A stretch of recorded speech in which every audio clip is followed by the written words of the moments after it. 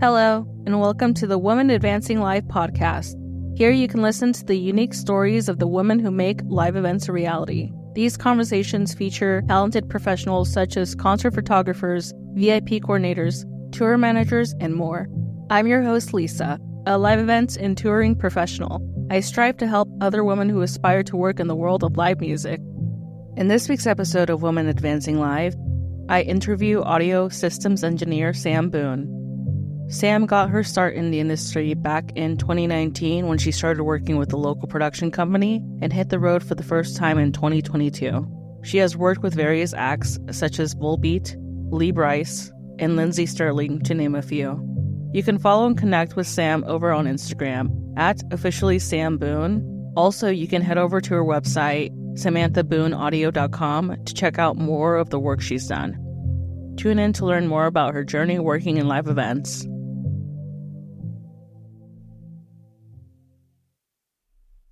Hi, everyone. Welcome back to another episode of Women Advancing Live. Today, I'm joined by Sam. Hi, Sam. How are you doing?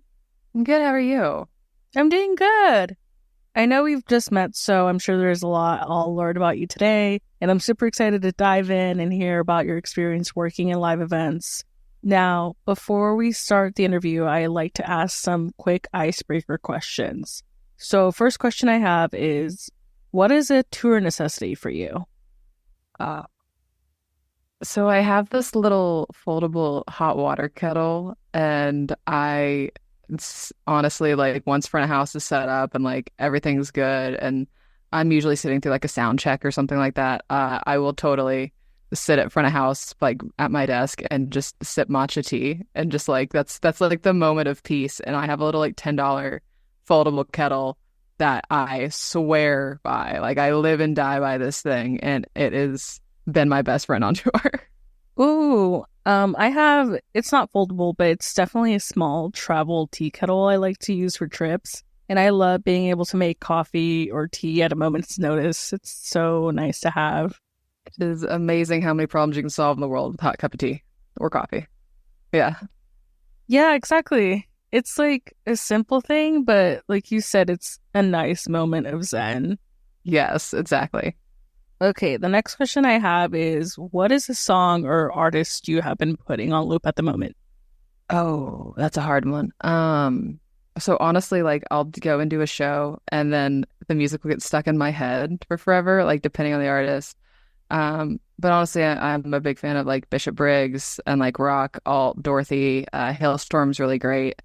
I got lucky and they did direct support for us on our tour I did last year. So it was a lot of fun to get to like see them live, a band that you really like. So that was always fun. But those two, and yeah, probably Bishop at the moment is the big one. Ooh, okay. I'm the same way when I work a show because for me, it's a nice way to expose yourself to new music. So it's a thing for me where I Shazam a few songs and add them to my Spotify. So yeah, that music gets stuck in my head for a while after. For sure. Next question I have is, what is something you like doing on your off day on tour? So I try to go for a run or go to a gym or just go outside is kind of the general goal, especially if it's nice out, right? There's so many times where you're just like, you're in an arena and like I've seen the inside of a lot of places. I've not seen the outside of a lot of places. So trying to make a point to leave whatever area you would normally just be sitting in. And so for me, that typically is a lot of like walking or running or just seeing what's around. Yeah, I think a lot of people are accustomed to being inside, whether it's like the tour bus, hotel room, or inside the venue, which is understandable. Some would rather relax, but it's nice to get outside and explore when you're up to it. Yeah, it's a very real struggle. All right. So that's it for the icebreaker questions. So the first question I have for you in the interview, just to give a brief overview of who you are and your experience so far in the industry. Can you please talk a little bit about yourself and your experience working in live events? Sure. So hi, I'm Sam Boone. I'm a touring audio systems engineer. And the simple way I like to describe that is if you've ever been to a concert and you look up and see all of the speakers, those are my problem. So everything from designing to helping deploy them, working with riggers, make sure they go in the right places, and then managing the infrastructure that gets sound from point A to point B. And then once the sound's in the air, making sure that it sounds as close to the same as possible in every seat. So if you can't hear it in the back, it's my job to fix it or get as close as we can. And it's also my job to keep it from ripping your face off in front, right? We like to keep a nice, mindful thought process, especially for larger shows when you have people that are up right against the barricade. And I know we all want that like visceral experience for the rock show, if that's what you're looking for. But I promise I'm also trying to keep you safe and preserve your hearing. So it's my job to kind of manage the variables and see what we can do to just make it as close to the same as possible for everyone, everywhere, all the time. There's some math involved, but I like it. That's cool. So it's like kind of like a science almost. There's a lot of science. Yeah. So every morning I run around, I've got a laser disto and a rangefinder, and every morning I go in and build a 3-dimensional model of the space in software, and then we virtually hang the PA, and then I virtually design the PA every morning. So we do everything in full simulation, and I can go and predict and say, okay, at 1K, right, at this frequency, what does it look like? Okay, now what does it look like at 500? Now what does it look like at 200? And so there's a good bit of math involved just in terms of like understanding what we would call line array theory, which is just the science of how the sound reacts with the speakers when you hang them in a line, and how that moves and is translated over space. So it's really nerdy is the long story short. With what I do, I definitely enjoy the science of it.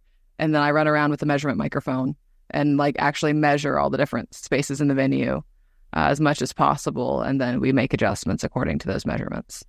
And then, of course, you do it by ear at the end, where you check your measurements. You okay, that's great on paper, but now what? And so then I'll take front of house engineers around, and we'll walk the space and see how they feel about how the sound translates over the space. And then they put their mix through it and see if they're happy with how their mix translates in the space. So there's a lot of nuances that go into acquiring the perfect sound quality, basically. As close as possible, yeah. I mean, there's always some trade-offs, but absolutely, it is a multi-step process, and it can lead to a long day, but it's so much fun. That sounds super interesting. How did you get started working in audio? Like, what drew you to it? So I jokingly say I tried everything else first and didn't like it. So when I was 18, I dropped out of college. And I was a commercial songwriting major at MTSU. And I thought to myself, this is great, but I love it so much that if I do it for a living, I'm going to hate it. And I'm never going to be able to pay my bills. So I did an internship with this company called SES. And at the end of the internship of 90 days, they hired me and offered me a job. And that's when I officially dropped out of college. And after that, I worked for them up until COVID, just as I started in the warehouse. And so you learn how to prep gear. You learn just, okay, here's what we need to do a show. And then you go, okay, well, now here's how you fix things, right? So now in the winter, right, when the shows aren't out, you sit on the bench and you learn how to fix things. And then after you learn how a show goes together and how to troubleshoot some things, how to fix things, you get to go and go do a little show. And so I was what we would call the patch tech. So it was my job to plug everything in on stage and just make sure the right inputs go into the right holes and the engineers get the right signal in the right places. That's your kind of first gig. And then I went from there to flying PA. So I was okay, well, now you can help put the speakers up. So now you know how the signal flow works. You can now plug in the things that are harder to get to when they're up in the air. You got to do it right. Otherwise, we got to bring the whole thing back down. And we really, really try to avoid that because it just can become time consuming. So I went from there to really, I just was kind of a general audio tech for them up until COVID. And then coming out of COVID, I was a monitor engineer in a club for about 6 months to a year, that range. And after that, I was kind of okay, I thought I wanted to be a monitor engineer. And I mixed some while I was at SES, would go out and mix support bands and things like that. And so really, I felt like I tried everything else first. I was like, I tried the mixing thing, like this is great, but it's so creative that I was constantly frustrated that I felt like I couldn't. It's something that, like, if you're someone who wants to be creative and wants to translate a vision, that's awesome because you get to put like your artistic piece into the puzzle. And for me, the artistic part stressed me out really badly. And it just became so anxiety inducing. It wasn't particularly enjoyable. So I then was like, okay, well, what else can I do? Because there's a million other jobs, right? And so I was like, well, I know how to fly PA. What is this thing where they're measuring it? And I had gotten to like see other system engineers work and worked with them and got really lucky. And the account rep for one of the first shows I worked on was like, come walk the PA with me. Like, just come listen to this. Like, here's the side hang. Here's what it sounds like. Now we're going to walk around and now here's where the two of them meet. And that's called a seam. And then we're going to walk around and now you're hearing the main hang. Like, and they really like talked me through the whole process. And really early on, maybe a year in, I was getting taught like just what it was that I was hearing, not how it worked, but just what it was. And so coming out of COVID, I was like, I want to be a systems engineer. But I took COVID and spent a lot of it studying and like read textbooks and like did the really nerdy work. And then met some really cool mentors who needed someone to take over a gig for them. They were like, okay, well, we're gonna ease you into this, right? We'll hire you, we'll let you go system engineer, but like we're gonna help you. Like we're gonna teach you how to system engineer, we're gonna teach you how to tour. Because I'd never done anything more than just like weekend warrior shows. And it was, I think my first proper like big kid tour, as I call it, was like a 2-month long rock tour in Europe. So it was very much into the fire very quickly. But it was a lot of fun and I wouldn't trade it for the world. So that's kind of how I got into like systems engineering proper. And I've just kind of loved it since. That's super cool. How did you meet your mentors? Was it like at a gig or did you seek them out? So as a part of Sound Girls, a friend of mine started this thing called the Audio Nerd Book Club. And we like group read and study. It's a bunch of audio engineers of varying levels and backgrounds and experiences. And we study like books, like the audio textbooks. And so one of the books I was reading was Sound System Design and Optimization by Bob McCarthy. And they were like, hey, you know, we're looking for a group of people that are like interested in systems or just interested in audio and speakers. Like, we're going to read this and study this book together. And so I joined this book club. And my first mentor was teaching a session. And he was like, you have some good questions. That's really interesting to me. Why don't we talk more about it? And so I started working with him and learning from him. And then, you know, one person kind of leads to another. So then I was like, okay, so then I took over a gig for him, and the subsequent engineers or people around you that just really become friends also start to double as mentors, because that's really how that goes. And honestly, I just cold called a couple people. I was like, hey, you wrote this thing. I have some questions.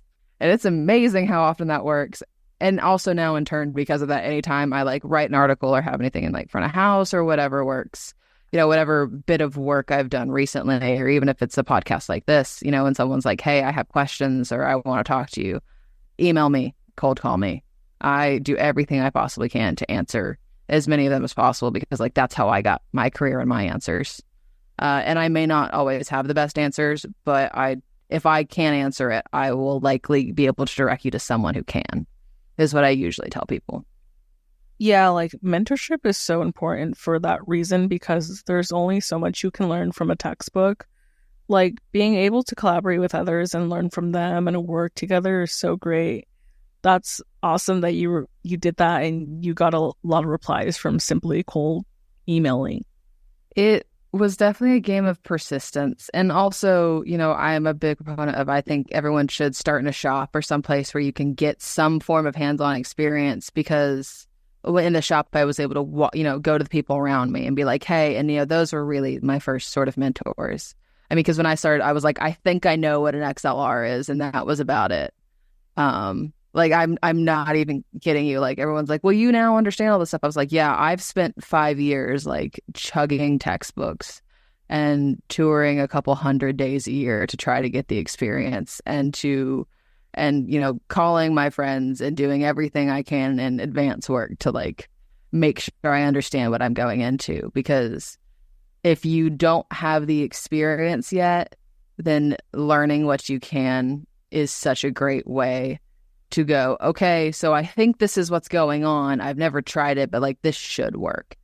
And, the other thing I always tell people is like, it's okay to ask for help, but like try something first, right? You don't need to, if you go to someone and you go, hey, this is what's wrong, they'll go, okay, what have you tried already? Like that's always their first question. And so going, I don't know, I haven't tried anything, usually doesn't yield as good of a result as it would if you were able to go, well, I've tried what I understand. Now what else can I learn? Yeah, that's really good advice about learning what you can and then putting it to practice. So I'd love to hear how your first touring experience was for you. It was equal parts terrifying and thrilling. So my first tour, we started in like a 400, 600 cap club. So like where I was comfortable because I'd worked in clubs. And then we did a 17,000 person headline show at the Hanover Expo Plaza. And then we did Rock im Ring and Rock im Park the next week, which is a very large festival. So one is 70,000 people and the other is 90,000 people. And we headlined all of those. So I very, very quickly had to figure out, all right, here's what I do. Here's what we're going to do.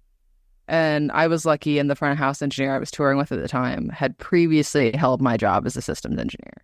So if there was anything, he would have been able to fix it. But he was also really good about letting me just give it a go. And thankfully, I had done a lot of work at home, like just tuning speakers and just making myself do everything I could to prepare, that it went really, really well. And they kept me around, and I still work with them. I've been with them for almost 3 years now. Wow, starting out with clubs and then suddenly doing such a large capacity event within a short time, that's crazy to me.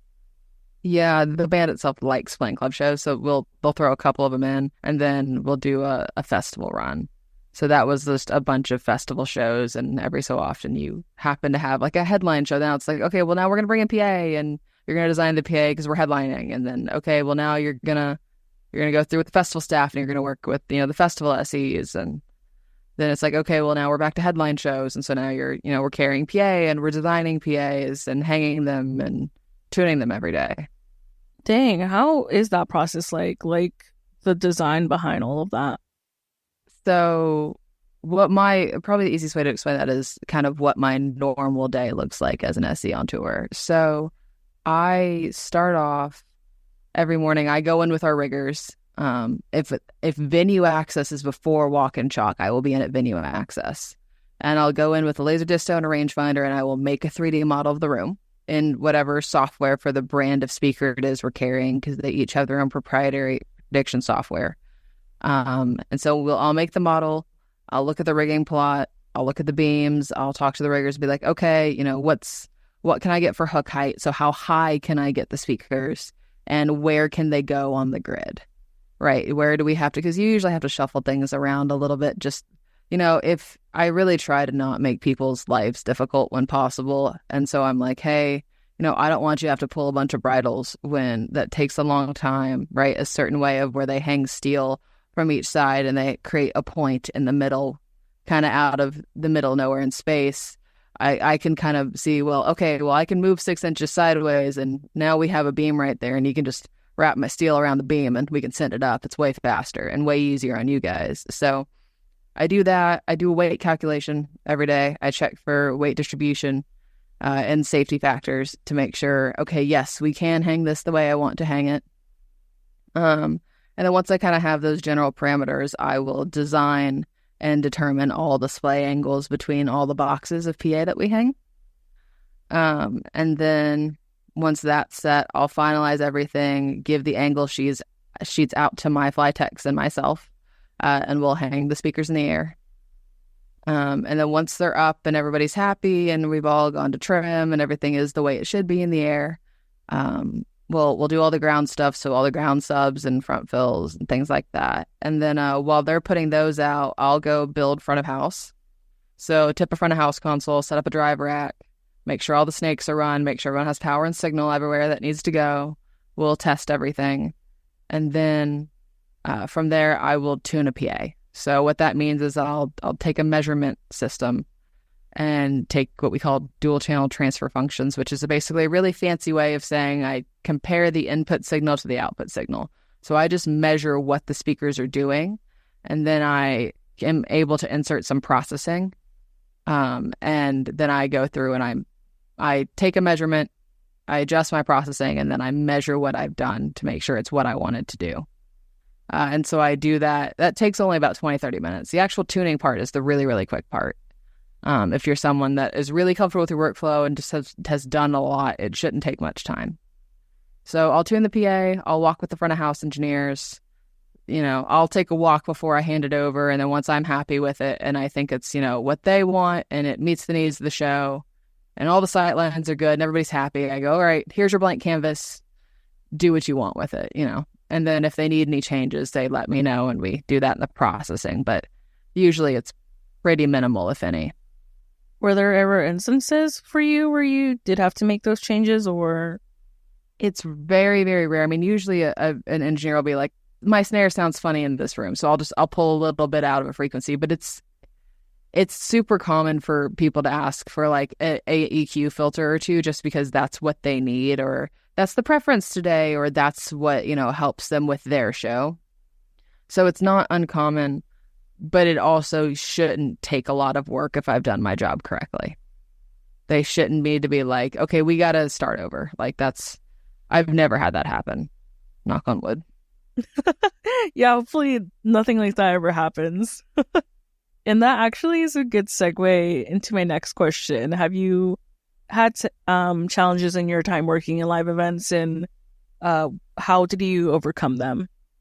Yeah, I mean, the super stereotypical of I'm a woman and I'm a younger female in a role that is also typically crew chief.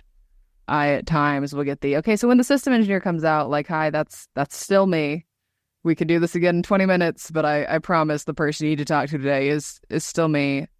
There's definitely people who at times will try to justify their work to you or have you justify your work to them. And the thing I've learned is like, I'm going to do my job.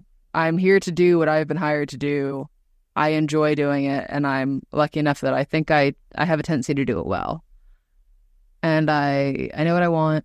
We're just going to do that thing. And I find that as long as you're nice to people and are generally pretty easygoing, the challenges you face are minimal. I mean, there's always going to be some commentary. There's always going to be, at some point, there's always going to be somebody that has something to say about it. But in general, I've been lucky, and it's been somewhat minimal, the issues I faced. No, and that's something that really irks me when other people try to tell you how to do your job. Like, I'm very capable. Thank you very much. I mean, I think the other thing I would say is don't get to a point where, and this goes to anybody, and this is something I had to learn, where like, don't think just because you know how to do your job, you know everything, So I am constantly learning from people around me. And I mean, I'm okay at flying PA, but my flight techs are way better at it than I am 99% of the time. I've learned a lot from the people I've worked with, and vice versa. They've taught me how to work more efficiently, and in turn I can answer questions about things I do know. You're always teaching and always learning. It's this constant, give and take. And I think with that attitude and that mindset, it's helped me solve and avoid a lot of problems. There are unfortunately just times where, I've been on tours where I was like the person brought in to fix something, and it was very much like you're here because production needs you here, and it may not have been the most welcoming scenario, and it definitely has been a harder experience that way. But the bad times and the challenges I've had, thankfully, are far outweighed by the good experiences. And so for me, I think as long as that metric holds true, then I'm doing something right, and I'm more than happy to keep doing what I'm doing. Yeah, that's awesome that you found your calling and you really enjoy doing what you do. And it kind of slipped my mind. I meant to ask this earlier, but at what point in your life did you realize you wanted to work in live music? So I'm a really bad musician. But I love music. And so as a kid, I grew up in like churches in the deep South because there's one every 10 feet down here. And I was not good enough to like play in the band, but I really wanted to be involved with the music. And so I was like 12 and I went up to the soundboard, our sound guy, and I was like, I want to learn how to do that. And so I started mixing front of house in churches at like 12. And then went from, the little like 250 cap, like tiny church I grew up in to the, slightly bigger. We're now on like a 1,500 cap room or a couple thousand. I don't remember what it is. And then, you go from there to like, okay, well, now I'm going to go work for the production house. Like, so I've kind of always enjoyed the troubleshooting and the music and the sound. And for me, it's a way to be creative and have a part without having to sit in the hot seat or having to be the person on stage, because that was never the desire. Yeah, I can relate. It wasn't music, but my love for live production came from being involved in my theater program when I was in high school. And I joined theater because my counselor on my first day of freshman year was like, you need to fulfill your art requirement this year, and the only open options are either theater and choir. And I'm like petrified because I did not want to perform in front of people in any form, and I told her that. And so she told me, well, in theater you don't have to perform, you can do the lighting, sound, and stuff like that. And I'm like, perfect, awesome, let's go with that.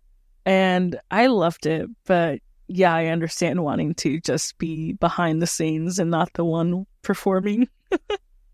Absolutely. I think one of my first jobs when I worked for a production house is they would make me go check all the mics on stage because I was like so visibly uncomfortable just like walking on stage, even in like a room full of empty people, that in hindsight it was absolutely hilarious. And I'm very glad that I'm now not bothered by having to do a line check, but like even just having to do a line check and changeover took some getting used to. Oh my God, yeah. At first that was so nerve-wracking for me. Like anytime I had to go on stage and like suddenly I'm standing in front of thousands of people, like, oh God. I'm glad it started to wear off. It's taken 5 years, but it started to wear off. Yeah. I was actually wondering, because I'm sure you still attend concerts, and now that you've been doing audio for a few years, is that something you notice when you go to concerts? Like, do you pay attention to the sound? Never go to a show with people that work on shows. Don't do it. I'm going to be honest with you. The only time I'm at a show is if I'm working or my friends are working and I just want to go hang out with my friends. There's a handful of shows I've gone to see just because I wanted to see how cool it was. I saw Disturbed recently, and that was a really, really good show. Alex, the show designer and LED, is insane, incredibly talented. Just it's a stunning show. So there's a handful of shows that I will go see just to see, but I cannot tell you when the last time I went to a show was, apart from that. But I also didn't grow up going to shows. Like I went to maybe one concert a year, if that, as a kid for a couple of years. Like the first real rock show I ever saw, I worked. Yeah, I didn't really get to go to concerts growing up either, because my parents wouldn't buy me tickets, which I totally understand. They can be pretty expensive. But that's crazy that the first concert you were at was the one you worked. Yeah, like proper rock show I ever saw, I worked. Yeah, that's so cool. What would you say you enjoy most about your job? The travel.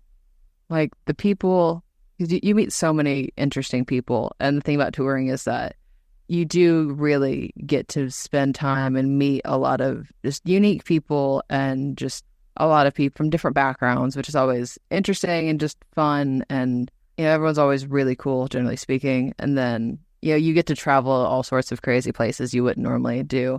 And then on top of that, you get to be a part of bringing this experience to however many thousand people a night. And that part's never lost on me, right? Like I love it when I'm working a show and the crowd sings.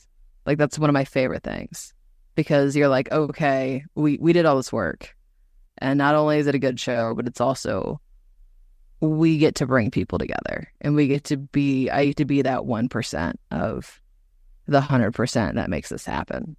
Yeah, it's so fulfilling. Like nothing replicates that feeling for me. Like being a part of bringing an event to life, like you were saying. And for a lot of people, attending a concert is one of the most memorable nights of their months, year's life. So being able to contribute even in a small way to making that experience happen is so cool. It's not gotten old yet. I don't think ever. I can't see myself ever getting tired of that. I don't think it will. So do you have any milestones you've reached in your career, like a moment that you're super proud of? I mean, honestly, I've been really lucky, and I've won some awards. I've gotten to do a lot of cool work, but I think the thing I'm probably the most proud of is like my friends and the community of people that I've been able to build and like have alongside me, and just, how much we are all able to support each other and kind of, understand what we all do for a living, despite how isolated it can make you from like everyone else, right? It's a really hard thing to have to explain to your friends. Like, I would love to be there, but I can't, so it's having a community of people around me that just professionally, and now they've become just wonderful friends, has been huge. So that, and then in terms of like a proper professional milestone, I was really lucky and won the 2024 Next Gen Parnelli this year for my work in systems engineering. So they were very, very kind to me with that one. And that's still pretty surreal. Oh, wow. That's awesome. Congratulations for that. How did you feel in that moment when you found out that you won? That was shocking to say the least, because I did not see that one coming. I didn't even know how I got nominated. I was like very unaware of it. Front of House Magazine was super kind, and Kevin Mitchell called me up and was like, "Hey, can I do a profile on you?" And I was like, "Okay." I hosted a fairly large podcast for a while, so that part isn't like super uncommon. So I was like, "Okay, sure." I'm assuming you want to cover some sort of show I've worked on recently. So I did one, and then I found out like 6 months later that like when the article came out that it was for a Parnelli nomination, and I did not know that's what that was for. So I found out the same time everyone else did, and so that was a lot of fun. And then getting to go to the awards because they're a part of NAMM, and so going to NAMM as well was just a lot of fun this past year. That's super cool, like being recognized for your work. It's definitely something I'm passionate about, and I've been really lucky to be able to, mentor some people and have, mentees, get jobs this year and like go into the industry after graduating school and, do the things. And that's also been really fulfilling and is really important to me, is to be able to, it's that like see one, do one, teach one mentality. Because, I mean, people ask me questions for things like I haven't thought of yet. I'm like, let me go do some research because you're going to make me better, right? And, vice versa. If I can help other people, that's awesome. Yeah, and like you were saying before about how you might not know everything, but if you can try to help people, you will. And I relate to that. Like when people come to me for advice or for setting up a coffee chat, I'm more than happy to. But it's moments like that where I'm just like, like, what can I tell them? Like, what advice or knowledge can I give them? Because I feel like I still have so much I don't know or have to learn. But I know that feeling of wanting to break into the industry, but it feels so impossible. So just helping in whatever way I can. Absolutely. It is all who you know, and then what you can do with who you know. Yeah, and I love that you mentioned about making friends with people in the industry because you guys understand each other. And I think that's super important because the work and lifestyle may be hard to understand or relate to if you're not in the industry. So it's nice to have relationships in your life with people who do get it. Absolutely. And, the other thing is, I think the difference between friends and colleagues is like I have a lot of colleagues. I have a handful of friends, because your friends are like, hey, I'm home. We're in the same city. Let's get dinner. Like I'm happy to help people, but it's also really nice to have people that understand what you do and the lifestyle you have and don't necessarily want anything from you is also the other big part of that. Like I'm always happy to help, definitely. And I don't want to discount that, but it's also, having people you can call when you're like, I had a rough show, dude. Like this is a rough gig. It's going to be over soon, but like I need to call somebody who I know is going to understand that so I can vent to you and not vent to the people I'm working with, because that doesn't go well. So I think that's the big one for me. Yeah, I've definitely had those phone calls where I'm just like, damn, the gig today was just so shitty, dude. And your friends are just like, yep, lay it on me. Absolutely. What would you say are some things about the industry that surprised you? Honestly, how nice some people are. Like, anyone, in my opinion, who knows what they're doing is more than happy to answer your questions and more than happy to be supportive. And even if they don't champion you and like put your name in for every gig, they will give you the time of day more often than not. And I, for the longest time, was very intimidated and was like, well, maybe not, you know. And then I very quickly, like, being a prep tech, right, in a shop, you have to ask engineers questions. You have to be like, okay, like, what do you want? You know, what do we need to build for you today? How do you want this to work? What protocols do you want this to use?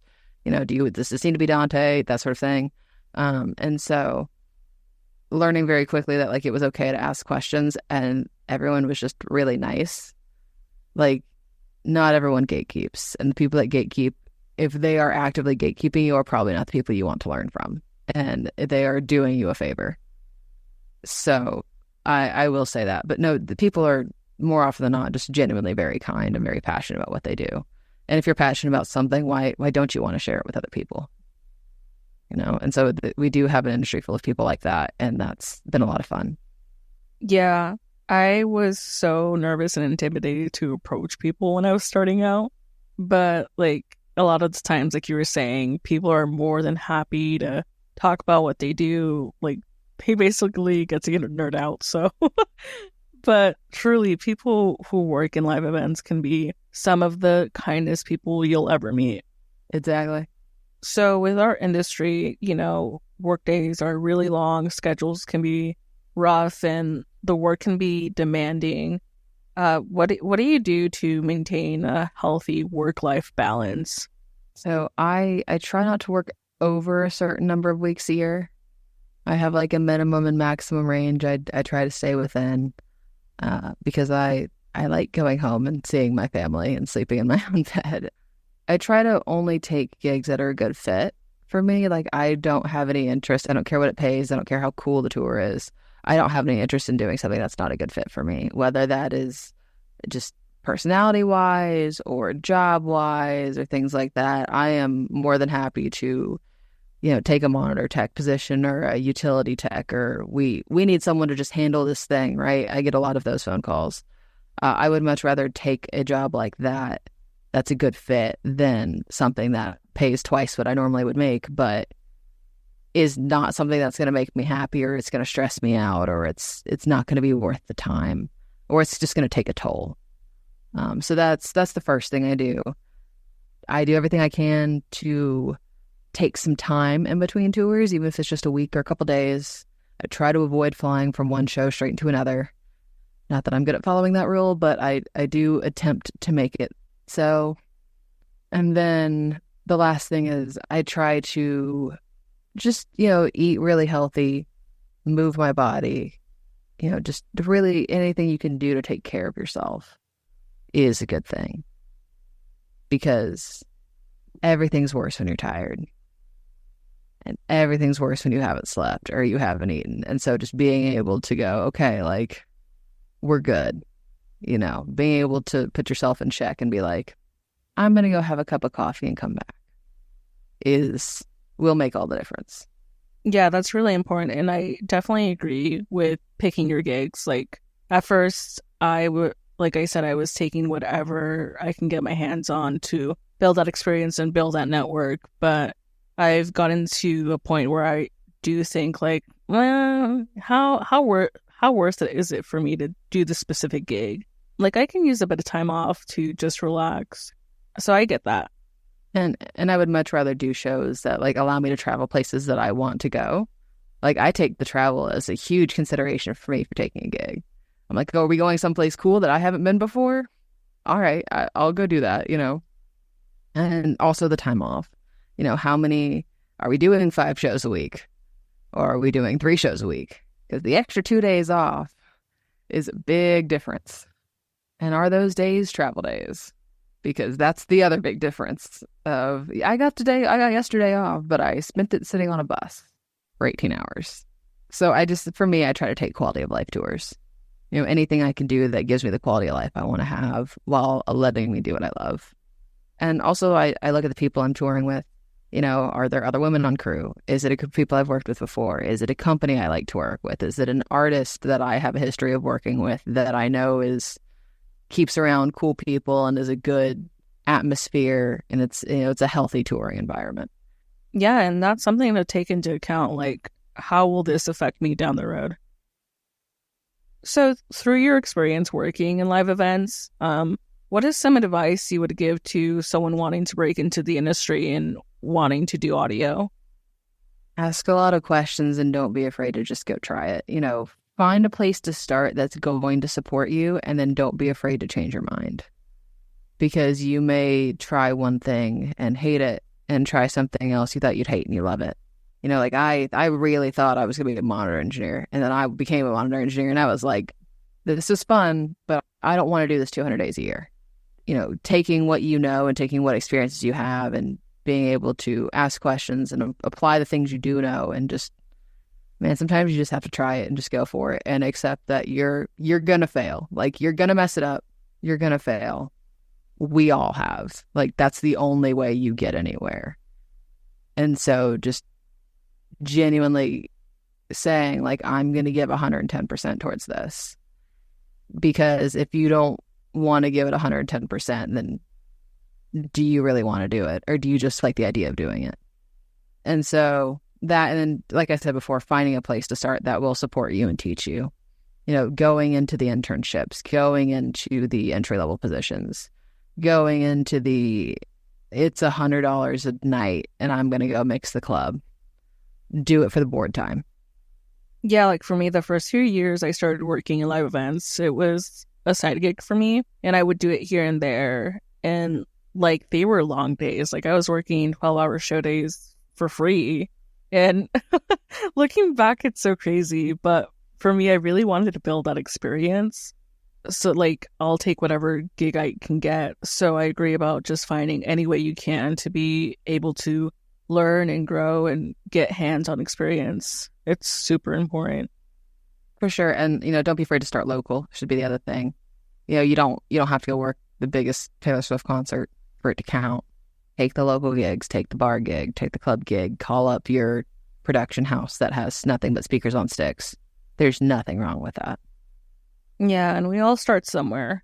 That's something I always tell people, like, get involved in your local music scene however you can, because that's the best place to start, is where you are. Absolutely. And, looking into other organizations, there's things like Sound Girls, there's things like Women's Audio Mission, there's a lot of free trainings, figure out what you want to learn, and then make an effort to figure out how you can learn it, even if it's self-study. Because unfortunately, while this is something you can go to school for, it doesn't always make sense to do so. Yeah, there's no better teacher than working a show. Absolutely. I mean, when I dropped out of college, I made the bet on myself that I was like, I bet that I can get more valuable experience, with taking 2 years off. And that will get me further than taking 2 years to finish my bachelor's. And it luckily worked out. But I very intentionally had a conversation in those terms with my parents at that time. I was like, here's the bet I'm making. Was that a tough conversation to have with your parents about what you wanted to do? They were really supportive, actually, because I did have a paying job offer at the time when I dropped out. It wasn't like, hey, I'm going to go and make no money. Like, it was I'm making some money, right? Like, I'm taking a job. I'm not just dropping out. And also, my parents were really cool. And the conversation they had is, you can always go back to school. You can always go finish. You won't always have a job offer on the table for the thing you really want to do. You won't always have an opportunity to try the thing you're thinking about. Yeah, it's like taking a leap of faith. Like, who knows when the next opportunity will come? Absolutely. It was terrifying, but it worked out. All right. Well, thank you so much, Sam, for coming on today and bestowing your knowledge and sharing all the wonderful advice you have, getting to learn more about you and your journey. You've just been so lovely to have. Well, thank you so much for having me. I really appreciate it. Well, you take care, Sam. Have a good rest of your day. Bye. Thank you so much for tuning into this episode of Women Advancing Live. If you enjoyed the conversation, make sure to rate the podcast and give us a follow. You can also follow us over on Instagram at Women Advancing Live to stay updated with all news and content. Also, make sure to follow Sam over on Instagram at officially Sam Boone and head over to her website, SamanthaBooneAudio.com, to learn more about the work she's done. That's it for today. See you down the road.